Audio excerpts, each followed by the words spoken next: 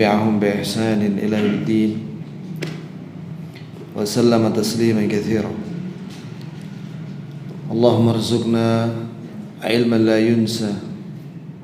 اللهم اجعل القرآن والسنة حجة لنا لا حجة علينا. اللهم إنا نسألك العفو والعافية في الدنيا والآخرة. Jamaah sekalian, thumma amma ba'd, barakallahu li wa lakum. Jangan lupa besok pagi, nanti malam kita sahur. Ya, untuk berbuka, untuk berpuasa besok hari Senin adalah puasa Arafah. Puasa Arafah hanya ada sekali setahun. Dan alhamdulillah Indonesia tanggalnya sama Hijriah dengan Saudi Arabia. Sudah beberapa kali hari raya sama, alhamdulillah. Keutamaan puasa Arafah, kata Rasulullah SAW, siyamu yaumi Arafah ahtasibu ala Allah an yukaffira as-sana alladhi qablah was-sana alladhi ba'dah. Hadis ini asal usulnya ada dalam Sahih Muslim, dan hadis ini diriwayatkan oleh Imam At-Tirmidzi dan disahihkan oleh Syekh Al-Albani dalam Sahih Tirmidzi. Artinya bahwa Nabi SAW bersabda, puasa Arafah, ini puasa satu hari Arafah, aku berharap kepada Allah ganjaran agar diampuni orang yang berpuasa itu setahun yang lalu dan setahun yang akan datang. 2 tahun ya. Iya. Alhamdulillah. Dosa apa di sini? Dosa kecil, kata ulama. Karena semua amal soleh itu menghapus dosa kecil, yang apabila seorang berpuasa Arafah, misalnya Arafah, dibarengi dengan taubatan nasuha, ya, dengan syarat-syaratnya dan rukunnya, maka betul-betul diampuni dosa-dosanya semuanya biidznillah ta'ala. Tapi ini nasihat dari ulama. Ada sebagian orang puasa Arafah, di siang harinya dia berbuat maksiat. Apapun itu, dosa besar atau dosa kecil, dia lakukan ketika dia puasa. Bagaimana mau diampuni? Sedangkan dia berbuat maksiat ketika puasa Arafah itu. Maka seorang ketika berpuasa, hendaklah dia meninggalkan dosa-dosa dan dia bertobat. Barangkali nggak ketemu lagi tahun depan Arafah. Berapa banyak sahabat-sahabat kita yang telah mendahului kita di bulan Juni dan Juli ini, banyak sekali yang wafat. Semoga Allah merahmati mereka dan mengampuni mereka. Kemudian hari Selasa tanggal 10 Dzulhijjah bertepatan dengan 20 Juli itu adalah hari raya Idul Adha. Ada apa dengan Idul Adha? Kata Ibnu Qayyim dalam Zadul Ma'ad bahwa Idul Adha itu adalah a'dhamu ayyamid dunya fis sanah. Adalah hari yang terbaik dalam setahun. Hari yang paling agung dalam setahun itu hari raya Idul Adha, hari raya kurban. Kenapa? Karena kata Ibnu Qayyim dan yang lainnya rahimahumullah, karena pada hari itu, pada hari raya Idul Adha, jamaah haji melakukan 5 amalan manasik, yaitu melempar jumratul aqabah, kemudian menggondol rambut mereka, tahallul yang kedua, kemudian menyembelih hewan hadiun mereka, kemudian tawaf, kemudian sa'i. 5 amalan manasik dalam satu hari. Sibuk sekali mereka. Kalau zaman dahulu sebelum corona, Masya Allah, macet jalanan itu. Berangkat pada subuh dari dari Muzdalifah menuju Mina, kemudian melempar jumroh itu, kemudian menggondol, kemudian menyembelih hewan atau membayar hadyun, kemudian pergi ke Mekah tawaf. Itu saya pernah melakukan itu malam hari, dari pagi udah penuh di Mina, ya, terus jalan kaki menuju Mekah untuk tawaf. Itu baru bisa melaksanakan malam. Itu dari lantai bawah sampai lantai atas full manusia. Jadi kita di paling atas. Iya. Ya 2 jam tawaf di atas sambil berdesak-desakan itu. Kemudian belum sa'inya itu. Setelah itu baru selesai sa'i itu sekitar jam 10, jam 11 malam. Setelah itu jalan kaki ke Mina. Pulang jalan kaki lagi. Jadi sampai Mina lewat jam 12 malam. Baru bisa tidur. Adapun selain jamaah haji itu melaksanakan beberapa amalan, diantaranya salat Idul Adha. Ya. Yang kedua yaitu menyembelih hewan kurban. Ya kawan, berkorbanlah, kesempatan ini. Wallahi berkorban ini adalah amalan yang sangat dicintai oleh Allah. Disebut oleh Allah dalam Al-Quran, Fassalli li rabbika wanhar. Salatlah untuk Rabbmu dan sembelihlah hewan kurban untuk Rabbmu. Dan juga inna salati wa nusuki wa mahyaya wa mamati lillah. Sesungguhnya salatku dan sembelihan kurbanku dan hidupku dan matiku untuk Allah. Dan Nabi SAW tiap tahun berkorban. Ya.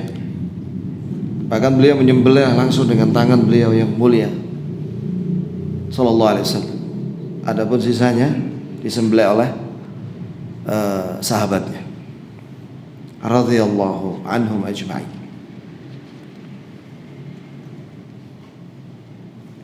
Dan ini setahun sekali ya kawan, tidak berat, setahun sekali.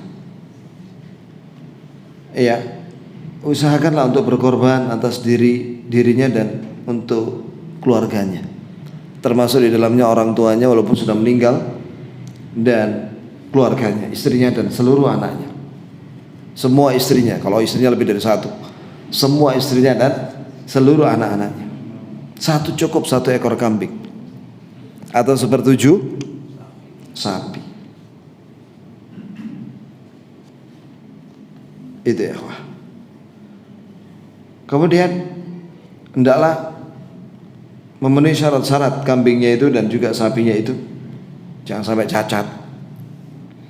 Dan ambillah sebagian daripada daging kurban itu dan dimakan, dia dan keluarganya. Sebagiannya disimpan di freezer, dan sebagiannya disedekahkan. Ya, untuk siapa? Untuk tetangganya, untuk orang miskin, atau sahabat-sahabatnya. Bolehkah seorang memberi kepada tetangganya atau sahabatnya atau orang miskin daging itu dalam keadaan sudah dimasak? Hadza afdal, itu lebih afdal daripada mentah. Mentah dia yang masak sendiri kan. Kalau ini udah disiapin, dihidangkan pakai marok. Atau tahu marok ya, akhi? Ya Allah, marok. Tanya sama orang Arab. Ya. Kemudian ada yang disate, terserah. Itu jauh lebih baik daripada antum kasih daging mentah. Apalagi ada sebagian orang ngasih daging itu ternyata isinya bukan daging, gajetok. Ya buat apa gajetok ya, akhi? Kita orangnya udah umur berapa sudah makan gaji? Bahaya nanti, kolesterol tinggi. Kasihlah daging, ya. Apalagi udah dimasak. Ini masalah khilafiyah di antara ulama, ada yang menyatakan sebaiknya dalam bentuk daging mentah. Tapi ada sebagian orang miskin tidak punya untuk masak, gak ngerti dia. Akhirnya dijual lagi sama dia. Ada yang dijual, bener ya. Daging kurban dijual lagi sama Allah. Astagfirullah. Kita masakkan itu, kita berikan kepada mereka. Walaupun 5 tusuk sate, itu sudah nikmat itu, ya. Tapi ya kawan, dan juga memperbanyak takbiran pada hari itu. Itu hari terakhir di 10 hari terakhir pertama Dzulhijjah, kesempatan memperbanyak takbiran. Allahu Akbar, Allahu Akbar, la ilaha illallah, Allahu Akbar, Allahu Akbar, la ilaha. Dan takbiran sampai tanggal 13 Dzulhijjah. Dan mulai besok subuh takbiran di masjid-masjid. Ini sunnah mahjurah yang banyak ditinggalkan oleh kaum muslimin, khususnya di negara kita. Iya kan? Mana ada orang takbiran di hari Arafah? Nah, jarang. Padahal sunnah habis sholat. Begitu ya kawan. Bahkan takbiran itu dimulai dari tanggal 1 sebenarnya, 1 Dzulhijjah sampai tanggal 13. Khusus itu tanggal 9, yakni Arafah sampai 13 itu di samping takbiran siang malam juga khusus ba'da salat 5 waktu. Demikianlah taqabbalallahu minna wa minkum salihal a'mal. Sekarang kita kembali kepada kitab Manhaju Al-Firqatin Najiyah. Penulis berkata begini rahimahullah, al-ihtifalu bil maulid an-nabawi, tentang pesta kelahiran Nabi.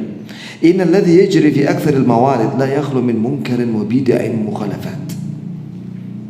Sesungguhnya yang terjadi, ini penting ya kawan, masalah ini ya kawan, di kebanyakan maulid itu tidak kosong dari kemungkaran. Ya, kemungkaran apa? Ya, misalnya campur baur lagi perempuan, atau kemungkaran yang lainnya. Wah, bid'ah jelas. Bid'ah itu jamak dari bid'ah, itu mengada-ngada yang tidak pernah diajarkan oleh Nabi Muhammad sallallahu alaihi wasallam. Mukhalafat, dan juga menyelisihi dan menentang Islam. Wal ihtifalu lam yaf'alhu Rasul. Perhatikan ini ya kawan. Pesta memperingati hari kelahiran Nabi itu tidak pernah dilakukan Rasulullah. Berarti itu bukan sunnah. Karena definisi sunnah itu adalah, diantaranya adalah ma udhifa ila nabi min qawlin aw fi'lin aw taqririn aw sifati khalqiyyin aw khuluqiyyin. Inilah definisi sunnah. Sunnah itu adalah semua yang disandarkan kepada Nabi, baik berupa ucapan beliau. Apa ada Nabi menyuruh memperingati hari kelahirannya? Tidak ada. Hadis palsu aja nggak ada, apalagi yang sahih. Ya kalau misalnya ada hadis palsu, ya kita nggak ngamalin dah. Nggak boleh ngamalin hadis palsu ya kawan. Haram. Yang dhaif aja, jumhur para ulama mengatakan tidak mengamalkannya. Yang mengamalkan pun dengan syarat yang ketat. Ada 5 syarat yang itu mustahil bagi orang awam untuk memenuhi syarat, yang sudah pernah sering saya sampaikan. Kemudian ucapan Nabi, itulah sunnah. Nah sekarang Nabi apakah menyuruh dengan lisannya? Tidak pernah. Wa fi'lihi, perbuatannya apakah pernah? Tidak pernah. Mana ada Rasulullah memperingati hari kelahirannya? Itu ya, tidak pernah. Dan tidak pernah para sahabat melakukan memperingati hari kelahiran Nabi itu, dan Nabi tidak pernah menyetujuinya. Tidak ada satupun riwayat dari sahabat, wala tabi'in, dan tidak pula tabi'in dan atba'ut tabi'in. Iya. Sedangkan kita dalam beragama ini diperintahkan oleh Allah untuk mengikuti sahabat. Wala sahabat, tidak pula sahabat merayakannya. Padahal kita tahu bahwa para sahabat itu orang yang sangat cinta kepada Rasulullah. Manusia yang paling cinta dengan Rasulullah dengan benar dan tulus itu adalah para sahabat. Iya, kita nggak ada bandingannya ya. Ada seorang sahabat waktu itu disiksa sama kafir, orang-orang kafir, disiksa, disalib, dikebukin, dicambuk, ditusuk-tusuk. Kemudian orang kafir itu bilang, maukah kamu saya gantikan dengan Muhammad di sini? Oh, tidak mau saya. Iya, aku tidak mau Rasulullah disakiti. Masya Allah. Kemudian sebelum dibunuh akhirnya dia berdoa, Allahumma ahsihim adada waqtulhum badada. Ya Allah, hitung mereka semua dan bunuh mereka semua. Baru setelah itu dia dibunuh. Sangat cinta sahabat itu dengan Rasulullah, tapi tidak pernah para sahabat itu membuktikan cintanya dengan merayakan hari kelahirannya. Tidak pernah. Kalau ada orang mengaku lebih cinta dengan Rasulullah daripada sahabat, wallahi kadzdzab, pembohong dia. Wa tabi'un, juga para tabi'in seperti Hasan al-Basri, Sa'id bin Musayyib, Imam Az-Zuhri, gurunya Imam Malik, tidak pernah menyelenggarakan pesta kelahiran beliau. Tidak ada riwayat. Silakan cari di semua biografinya para tabi'in setelah para sahabat, maka Anda tidak akan mendapatkan mereka melakukan acara itu, pesta hari kelahiran Nabi. Walal a'immatul arba'ah, begitu pula para imam yang 4, Abu Hanifah, Malik, Syafi'i, Ahmad rahimahumullah wa ghairuhum, dan selain mereka. Silakan cek di semua bukunya 4 mazhab ini. Abu Hanifah, Malik, Syafi'i, Ahmad. Tidak ada. Wa ghairuhum, dan selain mereka, yakni selain para imam yang 4 itu, banyak dari para ulama kalangan tabi'in wa atba'ut tabi'in. Tidak ada yang merayakan. Min ahli qurunil mufaddalah, dari generasi yang emas, yang mulia, yaitu sahabat, tabi'in, atba'ut tabi'in. Wala dalil syar'i alaihi, dan tidak ada dalil syar'i, Quran maupun sunnah. Itu ya. Jadi kalau ada orang meremehkan masalah ini, dia bilang masalah khilafiyah, karena ada di antara ulama yang membolehkan. Subhanallah. Taruhlah ucapan itu benar, mengatakan bahwa ini masalah khilafiyah di antara ulama katanya. Tapi cek sekarang bagaimana pelaksanaan acara kelahiran Nabi ini. Apa yang terjadi? Di dalamnya kadang ada kesyirikan. Dibacakan itu burdah Nabi yang dikarang oleh Imam Al-Busiri, yang di dalamnya ada memuji-muji Nabi sampai mendudukkan pada derajat ketuhanan. Apakah dia nggak baca itu? Nggak melihat kondisi mereka yang menyelenggarakan acara itu? Bukan sekedar membacakan sirah Nabi, bukan. Mereka baca yang lainnya, baca burda, baca barzanji, baca tawasul yang lainnya, yang isinya nasallahu salamat al-afiyah, kadang di dalamnya ada kesyirikan. Nah ini dia. Makanya katsiran ma yaqau ahlul maulid fi syirk. Masihkah kita mengatakan bahwasanya itu adalah masalah khilafiyah? Kebanyakan dari yang menyelenggarakan acara pesta kelahiran Nabi itu jatuh ke dalam syirik. Itu berdoa minta kepada Rasulullah, menyanjung Nabi, mendudukkan pada derajat ketuhanan. Nah ini dia. Di antaranya mereka ucapkan, wa dzalika hina ma yaqulun, hal itu ketika mereka mengatakan, ya Rasulullah ghauzan wa madadan, ya Rasulullah alaikal mu'tamad, ya Rasulullah farrij karbana, ma ra'akal karbu illa wa syarab, illa wa syarada.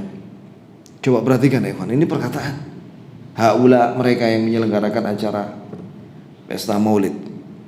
Wahai Rasulullah, manggil langsung Rasulullah, Semua ahli bahasa Arab tahu kalau ya di situ ada nida yang itu tidak ditujukan dalam doa kecuali kepada Allah, ya Allah. Lah ini ditujukan kepada siapa? Rasulullah. Memangnya Rasulullah dengar kalau seorang berdoa kepada beliau? La. Innaka latusmi'ul mauta wa ma anta bimusmi'in man fil qubur. Kau tidak bisa memperdengarkan suaramu kepada mayat-mayat. Dan kau tidak bisa memperdengarkan suaramu orang-orang yang ada dalam kuburan. Lalu bagaimana dengan Rasulullah ketika berbicara kepada Abu Jahal CS yang dimasukkan ke dalam sumur Badar? Itu khusus untuk Rasulullah. Sedangkan yang lainnya kembali kepada ayat ini. Kita tidak bisa memperdengarkan suara kita untuk orang-orang di alam kubur. Tak bisa, nggak dengar mereka. Makanya kita kalau ziarah kubur mendoakan mereka. Assalamualaikum ahlan diyar, darakum mu'minin wa inna insyaallah bikum lahikun. Asallallahu lana wa lakumul afiyah. Yarhamullahu al-mustaqdimina minkum al-mustakhirin. Semoga Allah memberi keselamatan kepada kalian wahai penghuni kuburan. Ya, dari kaum mukminin. Termasuk dalamnya perempuan, laki perempuan. Insyaallah kami akan menyusul kalian. Nasallahu lana wa lakumul afiyah. Kami minta kepada Allah dan untuk kalian keselamatan. Semoga Allah merahmati yang duluan mati dan yang mati belakangan. Ini mendoakan, memberi manfaat kepada ahlul kubur, orang-orang yang sudah mati itu di kuburan dengan doa. Bukan kita minta manfaat kepada mayat. Dia nggak bisa ngasih apa-apa sama kita. Mayat nggak bisa ngasih apa-apa. Makanya orang-orang yang sufi, yang gulat, yang berlebihan itu, mereka berdoa langsung kepada mayat. Ya Syekh Abdul Qadir Jailani, wah Syekh, ya Allah musibah. Dia pakai sorban, pakai jubah, tapi minta kepada mayat. Dia dipegang begini, kuburan itu. Apakah ini ajaran Rasulullah? Bukankah Rasulullah dan semua para nabi dan para rasul mengajak kepada tauhid dan melarang dari syirik? Perhatikan kalimat berikutnya, ghauthan. Kami minta bantuanmu ya Rasul. Ghauth itu artinya minta bantuan dalam kondisi emergensi. Madad itu pertolongan. Aku minta kepadamu ya Rasulullah pertolongan. Memangnya Rasulullah bisa nolong? Gak bisa ya. Sekarang Rasulullah sudah meninggal. Iya. Para sahabat ketika minta tolong kepada Nabi itu dalam urusan yang Nabi mampu. Tapi kalau dalam urusan yang Nabi tidak mampu, maka minta kepada Allah. Seperti apa? Minta hujan. Para sahabat minta kepada siapa? Allah. Salat istisqa. Begitu pula Rasulullah salat istisqa. Juga Nabi minta hujan ketika berdoa waktu khutbah Jumat. Nabi tidak bisa menurunkan hujan. Allah yang menurunkan hujan. Ya Rasulullah katanya, alaikal mu'tamad. Kepadamu kami bergantung. Coba. Ini kan syirik. Apakah ini masalah khilafiyah? Syirik bukan masalah khilafiyah. Syirik finnar. Syirik di neraka kalau nggak tobat. Ya Rasulullah faraj karbana. Wahai Rasulullah katanya, keluarkan kami dari bencana ini. Angkat bencana kami ini. Ma ra'akal karbu illa wasyara. Tidaklah engkau melihat bencana kecuali bencana itu akan pergi. Oh ini kan berlebihan. Itu ya. Kata penulis, "Lau sami'a Rasulullah sallallahu alaihi wasallam hadzal kalam, la hakama alaihi bisyirk." Sekiranya Rasulullah sallallahu alaihi wasallam mendengar perkataan ini, sungguh beliau akan menghukumi mereka bahwa itu adalah syirik al-akbar, syirik besar, murtad. Li'anna al-ighatha, sebab minta bantuan dalam kondisi emergensi, wa tafrijil karb, dan membebaskan dari bencana, wal madad, dan minta pertolongan, wal i'timad, dan bergantungnya hati ini, itu Allah wahdah, hanya kepada Allah saja. Kalau Allah Ta'ala berfirman, amma yujibul muttarra idza da'ahu wa yakshifus su', surat An-Naml. Siapakah yang bisa menjawab doa orang yang muttar?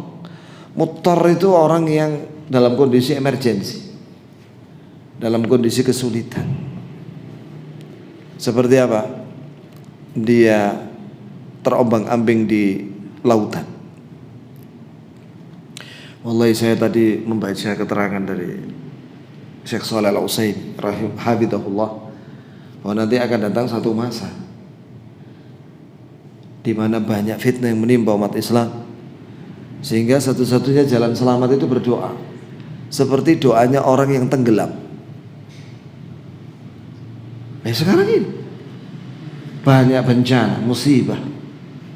Barusan tadi itu berapa 14 kapalnya nelayan di Kalimantan Barat tenggelam di laut karena angin. Ya Allah, musibah ini ada di darat, ada di laut, ada di udara. Yang di udara nyemplung ke laut. Wah, gunung meletus, wah gempa, wah musibah penyakit ini ngeri. 55.000 orang ketularan setiap hari. 55.000 sak stadion Gajayana. 55.000 itu sak stadion Gajayana itu kalau full katanya. Bayangkan orang sak banyak itu ketularan semua penyakit. Nasallahu salamatan afiyah.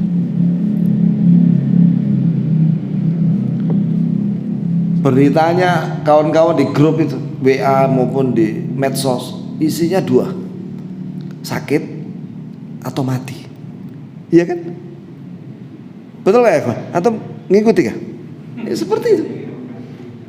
Ya Allah, ini mati, ini sakit, ini mati, ini sakit. Semua grup WA. Ada berapa grup itu? 10 grup itu semua isinya itu. Ya. Nasallahu salamatan afiyah. Ya, maka kita harus semakin banyak berdoa ya, giat berdoa, apalagi besok ketika sedang puasa. Tolonglah berdoa kepada Allah. Antum ini doa-doanya mustajab ini, orang-orang yang tidak dikenal ini, yang lemah, itu doanya mustajab. Antum ini doanya mustajab. Berdoalah kepada Allah besok ketika puasa itu, puasa Arafah.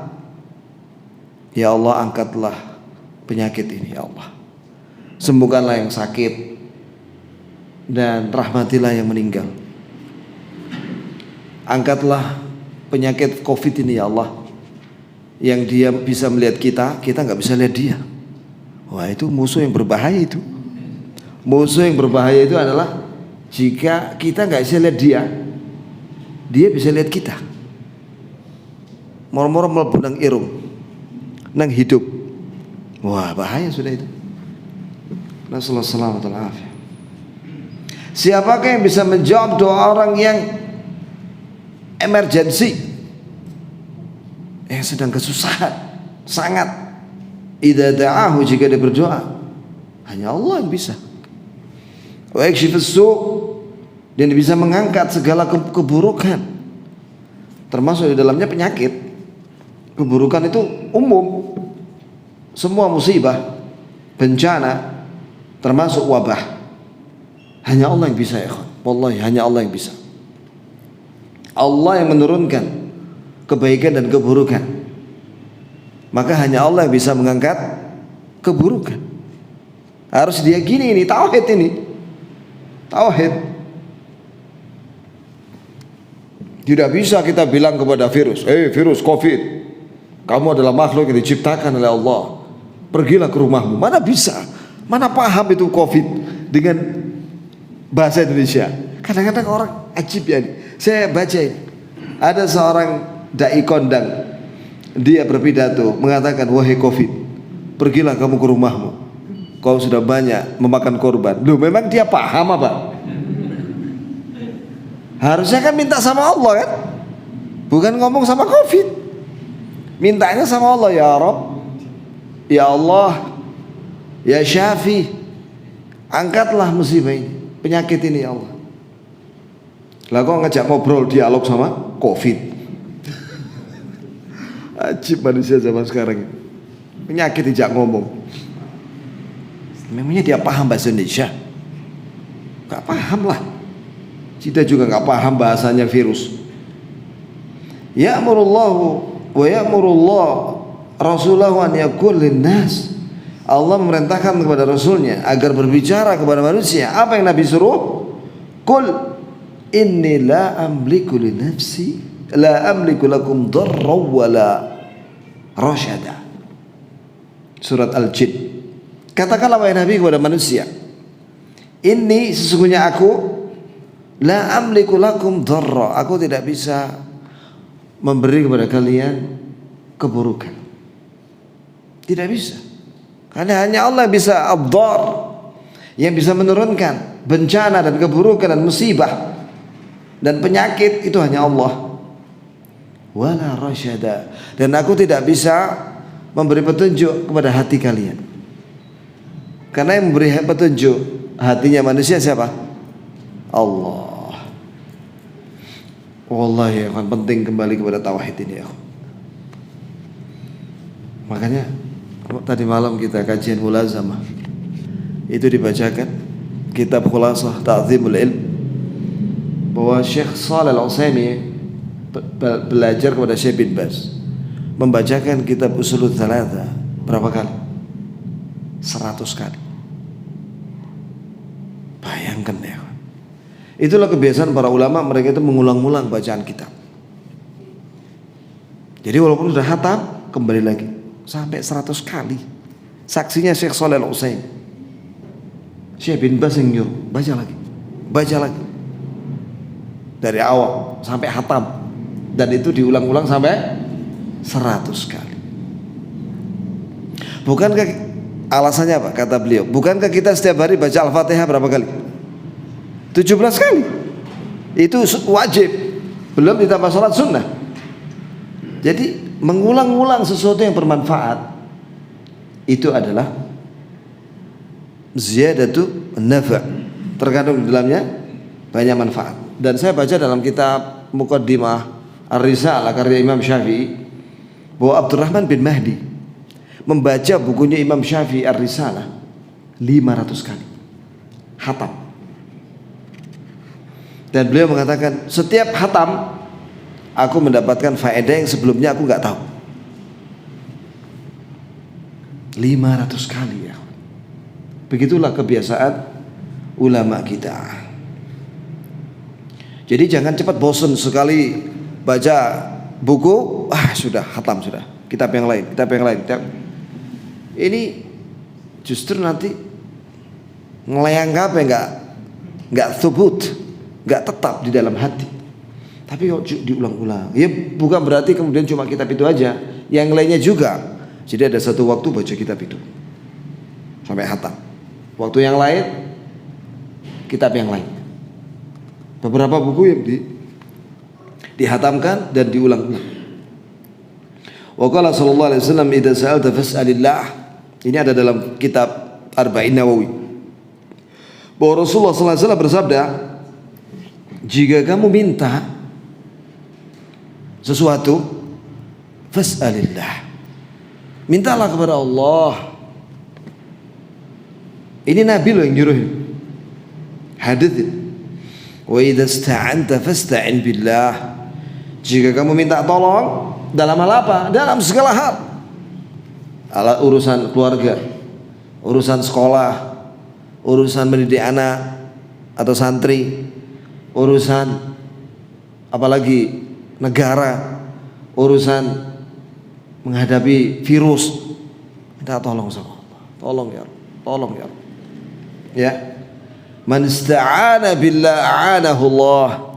Barang siapa yang minta tolong kepada Allah, Allah akan tolong dia. Iya. Kepingin supaya kampung dan desanya itu tidak digoda sama setan yang mereka bilang roh jahat katanya. Ya minta sama Allah perlindungan. Bukan malah minta kepada bau rekso atau mayat yang ada di kuburan. Gak bisa ya. Minta sama Allah. Ini penting ya. Barang siapa yang minta tolong kepada Allah dalam segala urusan, kemudian dia mengupayakan sebab-sebab yang diizinkan oleh Allah. Misalnya dia ingin bisa bahasa Arab, belajar bahasa Arab, dia minta tolong, ya Arab, tolong aku ya Allah, pahamkan aku bahasa Arab. Yang kedua, belajar, sediakan waktu untuk belajar. Saya pernah diberitahu ada seorang ustaz, dia bilang bapaknya itu pensiunan, PNS. Ketika pensiun mulai belajar bahasa Arab, dan setelah 5 tahun bisa 5 tahun bisa baca kitab Gundul dan Gondrong, yakni bisa menerjemahkan, maksudnya per kata. 5 tahun Pak, sabar ya, insya Allah. Jadi saya sarankan antum semua, baik yang hadir di sini maupun yang ada di luar ya, yang menyaksikan video ini, hendaklah belajar bahasa Arab dan sabarlah belajar, murajaah, mengulang, baca lagi, tanya lagi, mendengarkan, membaca ya, insya Allah Allah kasihin. Itu baru belajar bahasa Arab, belum yang lainnya. Minta tolong lagi kepada Allah, kemudian upayakan dengan sebab-sebab, ikhtiar, usaha yang diizinkan oleh Allah, maka insya Allah akan dikasih oleh Allah. Rawahu Tirmidzi, ini hadis diriwayatkan oleh Imam Tirmidzi, wa qala haditsun hasanun sahih. Dan Imam At-Tirmidzi berkata bahwa ini hadis hasan sahih. Menurut ilmu mustalah hadis, apabila Imam At-Tirmidzi mengatakan hadis ini hasan sahih, maka ada 2 sanad di situ. Yang satu hasan, yang satu sahih. Kemudian kata penulis rahimahullah, aktsarul mawalid fiha itra' wa mubalaghah. Kebanyakan acara pesta memperingati hari kelahiran Nabi itu, di dalamnya ada sanjungan pujian yang berlebihan. Ya, memuji berlebihan, memuji Rasulullah. Anta nur fauqa nur. Kau cahaya di atas cahaya. Apa maksudnya? Maksudnya itu ada 2, benar atau salah. Benar maksudnya kalau cahaya yang pertama di situ adalah petunjuk beliau yang beliau bawa. Itu di atas cahaya, yaitu fitrah. Itu sebagaimana dalam tafsir surat An-Nur, nurun ala nur. Tapi kalau diartikan nurun fauqa nuri, ya, engkau cahaya di atas cahaya, maksudnya engkau adalah cahaya di atasnya cahaya Allah, di atasnya Allah. Ini syirik. Syirik mendudukan Nabi di atas Allah. Nah, sekarang yang mana? Lah ente baca anta nur fauqa nuri, paham gak? Kebanyakan mereka gak paham, iya kan? Kebanyakan mereka gak ngerti apa yang diucapkan.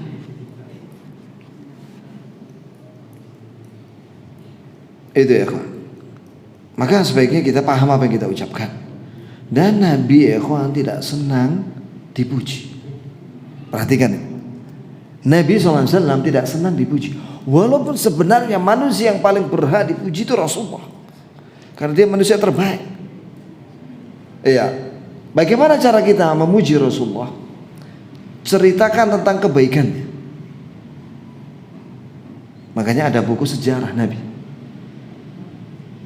Ada buku baru saya dapat hadiah itu tentang sejarah Nabi. Sebenarnya buku itu ditujukan untuk orang-orang Barat, karena orang-orang Barat itu sangat membenci Rasulullah, karena mereka dapat berita salah tentang Rasulullah. Iya.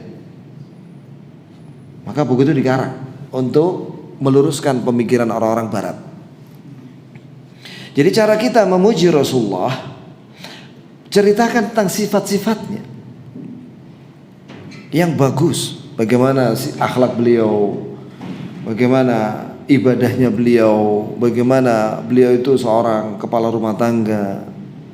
Ceritakan menurut hadis-hadis Nabi yang sahih. Kemudian ceritakan tentang peperangan beliau, bagaimana akhlak beliau dengan orang kafir, dengan orang yang lebih tua, dengan yang lebih muda, dengan tamu dan lain sebagainya, dengan sahabat-sahabatnya. Begitulah cara kita memuji Nabi. Tapi kalau ada orang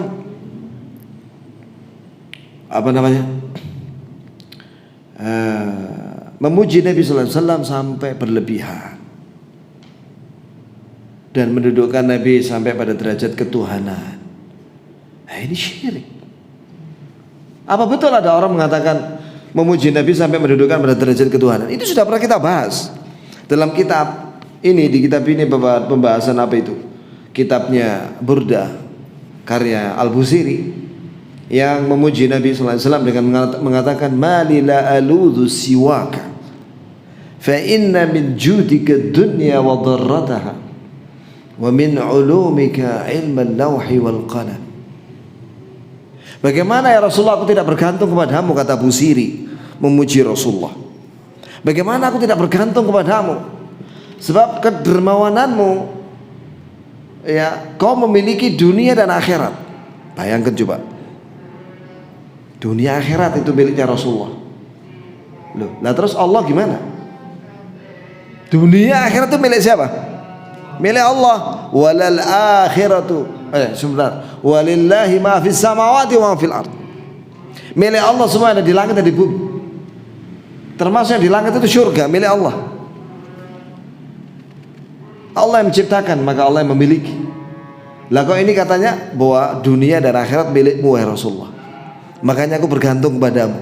Berarti dia mendudukkan Nabi pada derajat Allah. Syirik ini. Karena hakikat syirik itu menyamakan makhluk dengan Allah.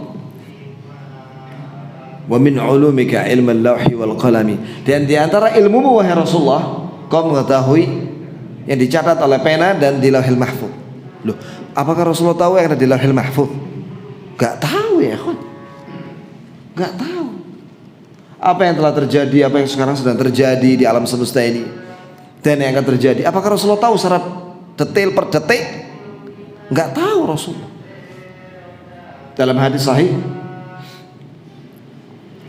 tentang hadits Haud, telaganya Nabi Al-Kautsar, kan waktu itu Rasulullah sallallahu alaihi wasallam memanggil mempersilakan umat Islam untuk meminum, ya kan? Tapi ada sebagian yang dihalangi oleh malaikat. Maka dalam hadis itu dikatakan, innaka la tadri ma ahdatsu ba'dak. Kau tidak tahu wahai Rasulullah apa yang terjadi sepeninggalmu.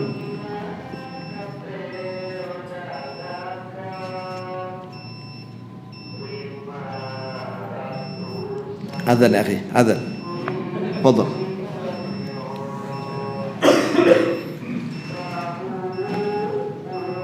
Setelah itu kita sambung sedikit ya.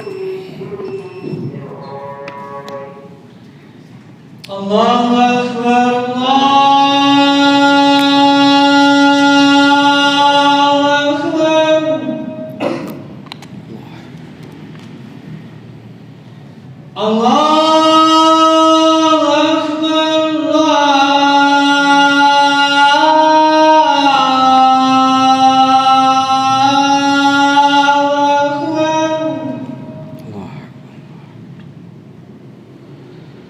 Asyhadu an la ilaha illallah.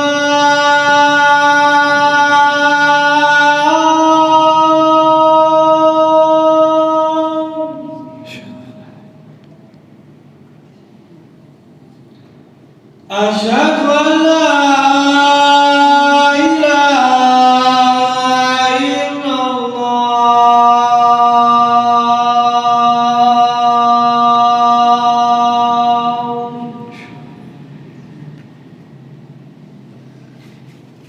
Asyhadu anna Muhammadan Rasulullah.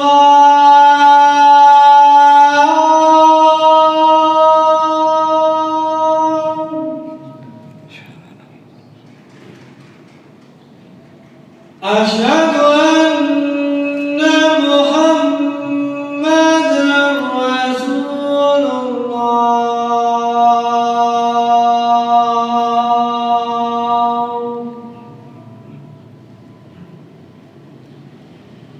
hayya 'ala salat,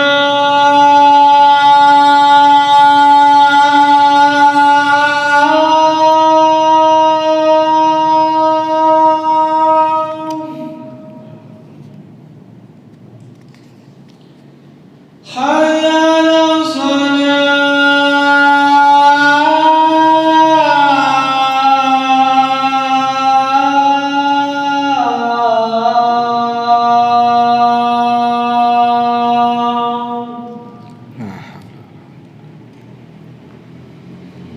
hayya 'ala falah,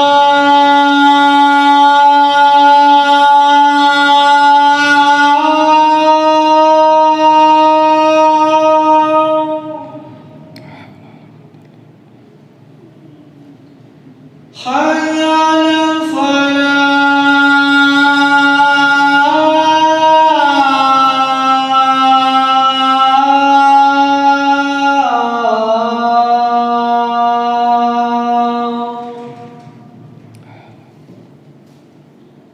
Allahu Akbar, Allahu Akbar. La ilaha illallah.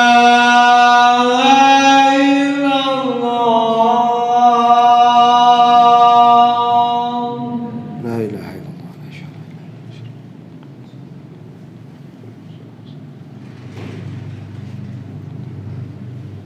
Dan Nabi SAW bersabda, "La tutruni kama atratin Nasara Isa bin Maryam. Fa innama ana 'abdun, faqulu Abdullah Rasul." Ini hadis sahih riwayat Bukhari. Kata penulis bahwa Rasulullah SAW pernah bersabda, "Janganlah kalian memuji saya seperti orang Nasara memuji Isa putra Maryam." Iya. Akhwan, orang-orang Nasara memuji Nabi Isa sampai mendudukan Nabi Isa pada derajat ketuhanan. Bahkan dikatakan sebagai Tuhan atau dikatakan sebagai anak Tuhan. Ini berlebihan orang Nasara. Maka Nabi tidak senang dipuji dengan berlebihan. Makanya ketika ada sebagian sahabat mengatakan, "Anta sayyiduna wa ibnu sayyidina wa khairuna wa ibnu khairina." Engkau adalah Tuhan kami dan anak Tuhan kami dan orang yang terbaik di antara kami dan anak orang yang terbaik di antara kami. Maka Rasul mengatakan, "Qulu bi qaulikum." Yani, janganlah kalian berbicara demikian. Berbicaralah yang wajar. Innama ana Abdullah Rasul. Fa innama ana abdun, sesungguhnya saya adalah hamba Allah yang taat. Maka ucapkan oleh kalian, aku adalah hamba Allah yang taat dan aku adalah utusan Allah. Aku adalah utusan Allah. Itu ya ikhwah. Ya, Nabi tidak senang dipuji-puji. Bahkan dalam bab di kitab Riyadhus Shalihin, bab tentang makruhnya memuji-muji orang, ya, hendaklah kalian lempar ke dalam di wajahnya orang maddahin yang suka muji-muji orang itu biturab, dengan tanah. Karena memuji-muji orang itu ya ikhwan, jika orang yang dipuji itu terfitnah sehingga dia besar kepalanya, alias apa? Jadi ujub, bangga diri gara-gara dipuji. Maka seperti itu Nabi nyuruh orang yang suka muji itu dilempar tanah. Subhanallah. Nah itu ya ikhwan. Nah, kitab Burdahnya Al-Busiri itu isinya pujian. Isinya apa? Kitab pujian untuk Rasul. Nah ini Nabi melarang, malah dia bikin karya buku tulis, buku isinya pujian tok untuk Nabi SAW. Nah, ini musibah. Musibah ya. Wallahi kalau kita ingin cinta kepada Rasulullah, ikutilah Rasulullah. Pelajari sunnahnya, pelajari Quran, tafsir, pelajari Sahih Bukhari, Muslim, karena itu sabda-sabda Nabi. Dalam Sahih Bukhari, Muslim itu sabda-sabda Rasulullah. Pelajari itu, ulang-ulangi itu. Pelajari Sahih Bukhari, Muslim. Kemudian yang lainnya Riyadhus Shalihin. Dan kitab para ulama yang lainnya Al-Adhkar karya Imam Nawawi. Ya. Atau Arba'in Nawawi. Baca itu berulang-ulang. Karena itu sabda-sabda Rasulullah SAW dan juga perbuatan Rasulullah yang diberitakan oleh para sahabat. Itulah bukti seorang kalau cinta kepada Rasulullah adalah mempelajari petunjuknya. Ya, sampai di sini. Barakallah li wa lakum. Apa ada pertanyaan ya, ikhwah? Barakallah. Hah? Enggak ada.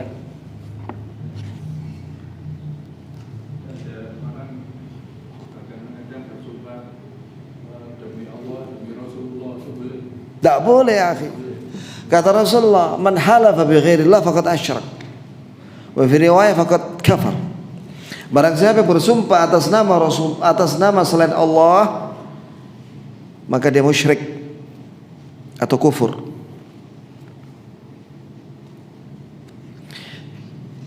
Lah ketika seorang mengatakan demi Rasulullah, itu kan selain Allah. Termasuk dalam larangan di sini. Jadi tidak boleh bersumpah atas nama selain Allah, karena itu perbuatan syirik. Tapi para ulama mengatakan itu syirik kecil. Ya, gitu ya. Ada lagi? Kadang kita pamit dikasih ucapan barakallah. Itu gimana? Menyikapinya barakallah fi umri. Barakallah fik. Kalau pas ulang tahun itu ini kan Barakallah apa? Hah? umri. Masya Allah. Semoga Allah memberkahi umurmu. Ya kenapa? Itu gimana kita menyikapinya? Amin. Wa iyyak. Ucapkan amin. Wa iyyak. Ya Allah kabulkanlah. Wa iyyaka, dan untukmu seperti itu. Tapi mereka mengucapkan pas kita, mereka mungkin melihatnya kita pas ulang tahun gitu loh, tahun padahal kita nggak mengingat gitu loh. Jawab aja. Amin wa iyyaka. Terus ada catatan kaki di situ. Tidak boleh memperingati hari kelahiran. Ya, tidak boleh memperingati hari kelahiran. Itu bukan ajaran Islam. Sebenarnya kalau orang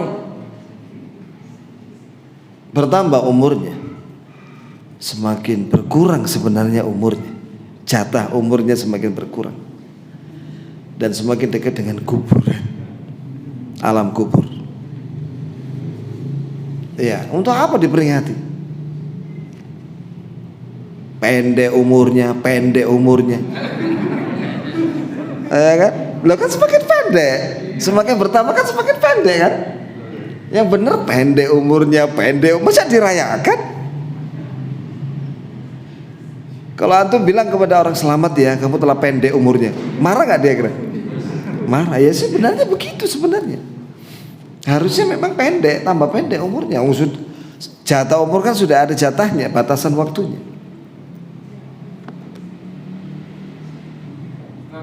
Berkaitan dengan hari Arafah dan hari Tasyrik, kaitan dengan bacaan takbir. Jadi setelah sholat itu bersama-sama apa harus dengan Sendiri-sendiri. Kata ulama, fatwa ulama bahwasanya bertakbir dan juga zikir ba'da salat itu sendiri-sendiri.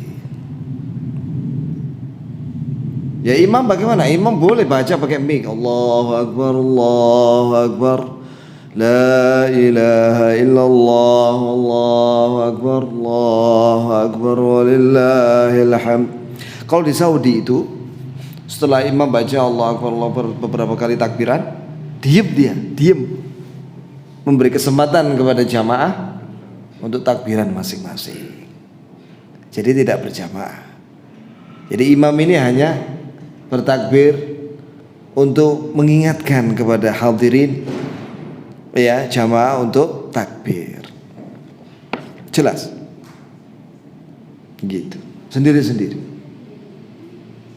Cukup?